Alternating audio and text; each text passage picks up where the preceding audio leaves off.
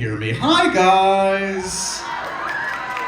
Oh, you lucky ducks. Not only do you get an amazing world premiere of Enola Holmes 2, let's hear it. November 4th, you got a sneak peek tonight. This cold, dark world needs movies like this. This is such a blast. I know you guys enjoyed it as much as I did, and I can feel the energy in the room. The cast enjoyed it with you. They sat through this. They loved the movie as much as you guys, so we're gonna have a blast tonight. As you can see, we've got some seats to fill. Should we fill them up and just have a nice little chat about this amazing movie? All right. Let's give it up for director, writer, executive producer Harry Bradbeer. Harry.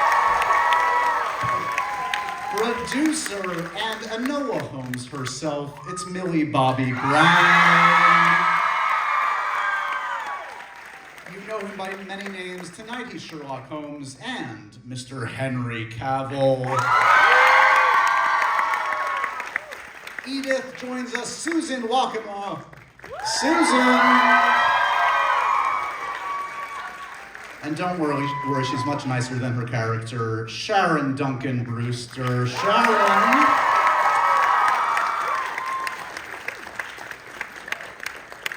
Ladies and gentlemen, the cast and director of Enola Holmes 2!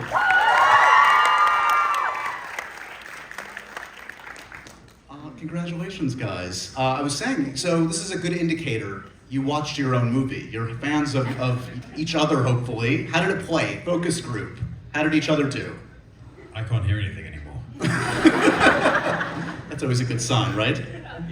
But this one does. I mean, this is an audience movie. This is a great one to see with an audience. I mean, you can feel the love, I'm sure. Talk to me a little bit about, let's start with you, Harry. You know, when you set out to make the first one, it's obviously intended and hoped to be the first of a series. Were you thinking, at the end of the journey on Enola Holmes 1, what Enola Holmes 2 could be? Yes. I mean, as you see her cycle away into this beautiful blue sky, I thought, so much hope, so much optimism. I thought, I'm going to make things hell for you. You know, I'm going to really going to give you a real challenge. I wanted to fill that sky with smog and danger, because I thought that she was ready for it, and it seemed such an exciting prospect now that she knew what her purpose was, to really set out as a detective. And then the more we looked into it, we thought, this is going to be tough for you. So I wanted to take you into a different world. You know, you weren't looking around chasing after her, looking for an aristocrat and where he was and all those beautiful world of the countryside and woods and trees. I wanted to put you in the dirt. So that's where we took you, and that was where it began. And we wanted to make a very more complex plot, and also to work these two together, because we knew that was the other thing we really wanted to do, was to get them to solve a crime together. So, yeah. We had plans. Yes, and Millie, you get to confront everything that Harry mentioned, plus you throw in ageism and sexism too. You get everything you have to tackle in this one. Congratulations. Thank you. I've been tackling it my whole life. She's been studying for this role from the start. Yeah.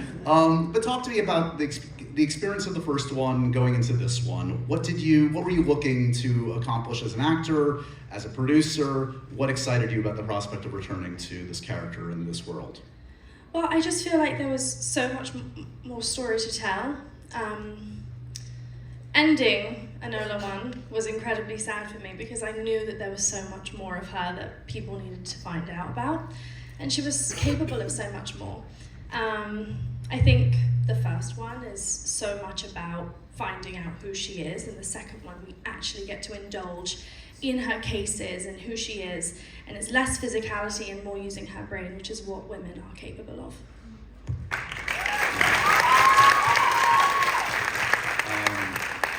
Henry, we find Sherlock in a different sort of place at the outset of this one. Were you surprised and excited by seeing what the writers had in store for your Sherlock this time around? Absolutely, yes. I think my favourite piece of what everyone put together was the role reversal. In the first movie, it's Sherlock trying his best to circumvent society in his own way to be a catalyst for Enola's decision making. And in this one, Enola's already spread her wings very much so, and she's helping Sherlock. and she's guiding him. And that was my favourite piece of all of this, is that it's a huge role reversal. The older sibling is being helped by the younger one. Do you guys enjoy the antagonistic scenes or the collaborative scenes together? I mean, you get to see both sides of the relationship. Which is important and healthy. Yeah, I was going to say they were collaborative ones. That's true. It's there. I think our go-to was always to kind of combat each other, and then Harry would come in and go, "You are related, you are blood, be nice to each other, settle down." And then we found out that actually we should collaborate because our minds, do work better together. Indeed. Susan, it's great to have you back in Enola Holmes 2, of course. Talk to me a little bit. Yes? I was asked, I said yes. Did you have expectations going, when you opened that script, did you know what you were going to get out of Edith in this one? Did you have hopes and dreams for what Edith was going to accomplish this time around? Well, I had an amazing Zoom with Harry, where he basically, before we had the script, he acted out the entire film. He went, and then this happens, and then Susan, this happens, and then you come in, and then you fight that big man, and then this, you literally acted out the whole thing. So by the time I got the script, I was like, I know it. So I was sold by Harry's acting. That's a first. We're going to close with a one-man rendition of Enola Holmes 2 tonight, so stick around, guys. Sharon, a wonderful performance in this. Welcome to the world of Enola Holmes. Thank you. I really appreciate it. I really do. Thank you so much. A multi-layered character, to say the least, and a very delicious one. I mean, Moriarty is iconic as Enola and Sherlock in their own right. Yes. And I'm still bricking it. It's a huge mammoth role to take on, and I was sitting somewhere around there, gripping everything that I could possibly hold on to, because you just never know what the response is going to be. And it's been fun. It's been a lot of fun, and it's weird because you're playing somebody who is also playing somebody else, so there's still a lot more fun to be had, hopefully, if you'll have me, if we... You don't know what the future holds, but if I get a chance to do something again, there's a lot more fun to be had, I think, now that people know who Moriarty is, so yes. Moriarty left off. Yes. Can you talk a little bit about layering that character and layering in the clues on the second go-round? I'm curious now to watch this film and see what clues you've been dropping in throughout that indicate that you are indeed Moriarty from the start. Well, do you know something? I was challenged at home when I started to look at the script, and I thought to myself, you could really just drop lots of hints here and there, but I opted for a different route. I said to myself, Moriarty is great at being in disguise the whole time, under the cloak of somebody else, identity-wise, and so I thought, well, just do that and make sure you do it well. Things happened to my voice. I found myself doing some strange things, but that's what we do as actors, as actuals. So but yeah, I just went with that. I think maybe, like I say, if we go again, then different things may occur. But yeah, I just master of disguise, just me being the actor that I am, trying to do my best at being somebody else. Do you know what I mean? It's a fantastic ensemble. I do want to say, by the way, is David Thewlis okay? I mean, you guys really, that's a brutal way to go. Yeah, we didn't worry. He was fine. No Thewlises were damaged or hurt in the making of this film. He's totally fine now. Although every time we ended up trying to do a stunt on him, he'd scream, "Stop!" because he thought that Susie, Helena, and I would go too far and actually hurt him. They got themselves quite worked up, I do remember that. Yeah. We hyped each other up. Beyonce was playing, Helena was going strong. We were going a little bit nuts. And so to be fair, him screaming was completely, it made sense. Adding to the chaos. Yeah. We are the Holy Fueled Trinity. the energy, I'm sure. Yeah. So that's the secret sauce, Beyonce in an action scene? Beyonce and screaming. Yes. Stop! Let's talk a little bit about wearing in real life events, which is a fascinating aspect of this and an important one. The Match Girls strike of 1888. How does that, I mean, do you start with a thematic idea and then look to history, or does it go vice versa? How does that process happen? Oh, well, that's quite a thing that works hand in hand, because we developed the story over about 3 or 4 months. I remember pitching you the first version of it. And the Match Girl factory strike was certainly a strong theme. We'd had a real historical event in the first film, which was about the Great Reform Act, the Great Vote. And now we thought, well, if this film is going to be about going from I to we, from a girl fighting for her individual, her independence and the ability to stand on her own feet, to discovering that really if she wants to move on, she has to work with others, then it started to move towards the idea of a film about sisterhood. And what sisterhood is there out there at the time from a different world that she has to confront and engage and work with? Well, that was a gift to us, the Match Factory strike. It was something which we felt we could enter into, and we used so much real historical fact in it, including Sarah Chapman, who was a real person, and you'll see we saw her up on the screen, the woman who innovated and got that strike going. So Just makes the material all the more rich, I'm sure. Yeah. So let's talk a little bit about something I read. That is it true or false? Millie, do you get something called a free take, or do you get special dispensation in the course of making this? I don't participate. He does it with everyone. He does do it with everyone. No, maybe not. I think I have. I think you've given me one before. Yeah. I'm sure I have. It's got I'm so couple. sorry. Do I owe you a few? You do. Yeah. He owes you a few. It's The the third one is just going to be 3 takes. It's just going to be the maddest film. It is, it's just All the improv, no craziest thing. All script. you have to do is ask me nicely. Ask I mean, me. she asks me sometimes not so nicely, but she wants it, and of course it works, and so we got into that kind of groove. Yeah. Yeah. No, I It's mean, helpful.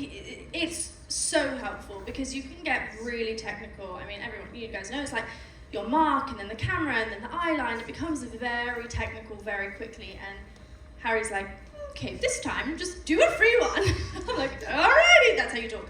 And you know, and he would sit there and I would do the take and then I'd run into the tent and say, did you like it? Did you like it? Did you like it? Well, I like this part and this part, and then we just implement parts of what each other likes, which is what makes it an incredible collaboration. Yeah, and the free one is just like you've done it 15 times, or we don't do it that many times, but 3 times you're getting a little tired, everyone's a bit bored maybe, and so it's just an opportunity to try something different. And of course, if Millie's doing a scene with Henry, then it's interesting because she may throw something in he's not expecting, and so that does something to his performance, and he's alive and in the moment. And Henry's so amazing at responding spontaneously to changes that suddenly you've got a totally new scene for both of them because somebody has thrown in something new. And it's incredibly exciting to do that to Louis. Yes. He, Natural to the character, that sound, to any human being. Would you rather see on the call sheet, today's a day for an action sequence or a dance sequence, Millie? I wasn't very close with our dance teachers, so I'm gonna say the fighting, just because no, I'm not gonna tell the story. No, but Susie and I love fighting. Susie loves fighting, and Helena is the most entertaining fighter ever. She sounds like a coffee machine. She's just the most. I mean, yeah, just to be able to fight all day long is really exciting. After the 10th hour, it becomes you have to really find the rhythm again. But the dancing, no. I remember coming into Harry, please, we think we got it, because it was really hard because, you're having a full conversation, trying to get information out of this man while dancing. It's hard, and then being on beat, and then looking over at Louis and being jealous. Oh my goodness, there's so much to think of all at once. She had to deal a lot, and I'm saying, yeah, fine, so you've got the dancing right, you've got the lines right, now when you do that look there, and if it's possible, when Paul, who's our stick camera, he's around there, could you give a little glance? Okay, that's great, fantastic, let's go again. I need to use the left side and right side of my brain at the same time? Well, yeah, it's really tough. You guys are amazing. Susie, Henry, what sounds are you making during action sequences? Do you make coffee sounds too, or? I'm surprisingly quiet. They have to get me to make noise in ADR, which I hate. Yeah, written down as breaths and efforts. I'm so sorry. It's not something anyone needs to hear. No, I think we all do, actually. No, you don't. We can go back and forth all night. We do. And for you, Susie, you do enjoy the action sequences, the stunts? Yeah, I loved it. I'm a really good fighter. I was a bit cocky though. I think I'm good. I'm good, right? You're really good, almost too good. Yeah, Okay, because you so are actually, we now going to say it? Yeah. Okay. So, Minnie, do you want to say it? She actually punched someone in the face, which was the best day of my whole life. So it was Tony, massive fella, really lovely, and so I had to do a spin kick in heels. So I did the spin kick, and then I sort of like got a bit closer to him. I was on like Beyonce mode, so I was like, ah! And then I just lamped him one right in the nose. I screamed. It hurts to punch someone. I don't advise it. So I screamed, went, stop, like that. I did a few lists, and then everyone stopped. And then Tony was like, I'm fine, I'm fine, I'm fine. 5 seconds later, blood. Don't R-it. He's fine. He's a big lad. No, I felt awful. And but it was incredible. I think the word spread like wildfire. everyone started doing this. I'd like walk on set and everyone went, all right, yeah, but it looked good, didn't it? It did. It looked really good. I loved it. Well, let's set the tone. Mark your territory. I have to say, I was not expecting Beyonce to come up so much today. Enola Holmes 2 conversation. Millie, at this point, is it like on a set that you don't break the fourth wall? Are you kind of like, what gives? Like, this is my thing? Like, that must be so liberating as an actor. It's a rare thing. It is. It's like I'm vlogging on YouTube all day long. It's like, come along with me on another journey. I wake up, I go on another case. I mean, it's amazing. It's like, it feels like I'm narrating the film. And I actually, while filming, had a dream that I was on the set of Stranger Things and I couldn't stop looking at camera. And I have this deep-rooted fear that now I'll never not stop looking at camera. So I'm so obsessed with it, and I think that, yeah, we're just gonna have to keep making more, and we'll just keep doing that. Let's briefly look to the future. Judging by this audience reaction, I'm sure it's going to do fantastically on Netflix. You drop some breadcrumbs, more than breadcrumbs at the end. Watson enters the picture. Moriarty's now part of it. What do you guys want to see in the third one? Now's your chance to put your vote in. You've got a couple of producers here. You have Netflix execs in the building, ask them. Harry, go on. it's hard to say. I mean, God. She's going to be older and wiser, and in some ways maybe less wise. She's going to have a more complicated emotional life, perhaps. There's a lot of perhapses, and there's going to be more adventure, and potentially, if this happens, we can't really say very much. It's so unbelievably difficult. It's hard. It's hurting my heart, actually. Let's move on to the next one.